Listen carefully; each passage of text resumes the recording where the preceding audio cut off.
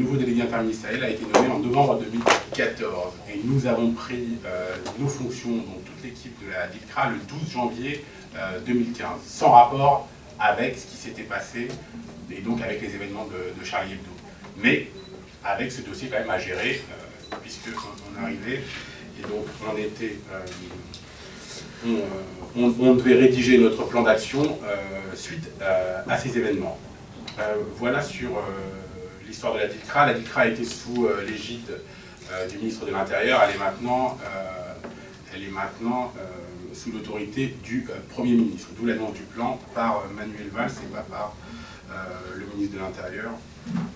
Pour commencer, peut-être dresser la situation du pays, mais que vous connaissez tous, je vais juste la dresser rapidement. Donc on a une hausse des violences inacceptables pour la France. On a eu notamment 850 actes antisémites en 2014. On a eu 128 actes anti-musulmans entre le 1er janvier et le 20 janvier. On a aussi un niveau préoccupant des préjugés xénophobes, et on a notamment, d'après le sondage BVA pour la CNCDH 2013, 84% des Français qui considèrent que le racisme est répandu, et seulement 37% des Français qui ne se déclarent pas du tout racistes.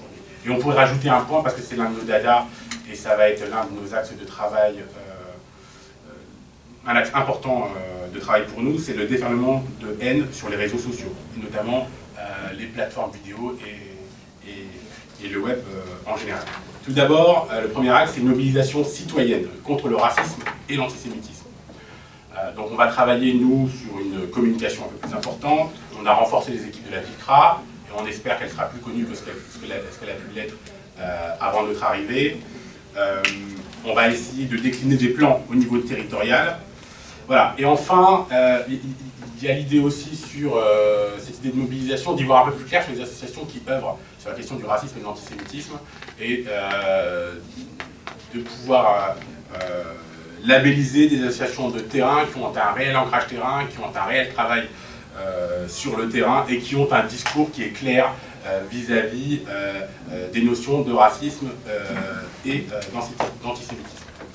Sur le second acte, l'idée pour nous est de sanctionner chaque acte raciste et antisémite et de protéger les victimes.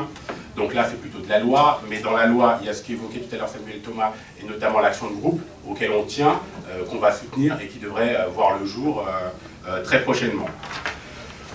Le troisième axe, qui nous semble l'un des axes les plus importants, c'est lutter contre la propagation de la haine en ligne ou sur Internet. Et là, on va mettre en place différents outils. Il y a notamment une action pénale plus efficace. Il y a la création d'une agence qui nous permettrait d'être un peu plus efficace sur ce terrain-là. Il y a, et vous l'avez entendu de la part du ministre de l'Intérieur et d'autres, la volonté d'avoir une domiciliation juridique des plateformes du web pour les responsabiliser un peu plus et avoir des réponses plus rapides quand nous, on identifie sur ce terrain-là des contenus qui ne sont pas tolérables. Pour en terminer, c'est un chantier qui va être lourd.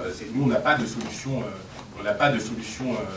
toute faite. On va tester des choses, et le plan, je vous l'ai annoncé, il sera annoncé en détail par le Premier ministre vendredi prochain.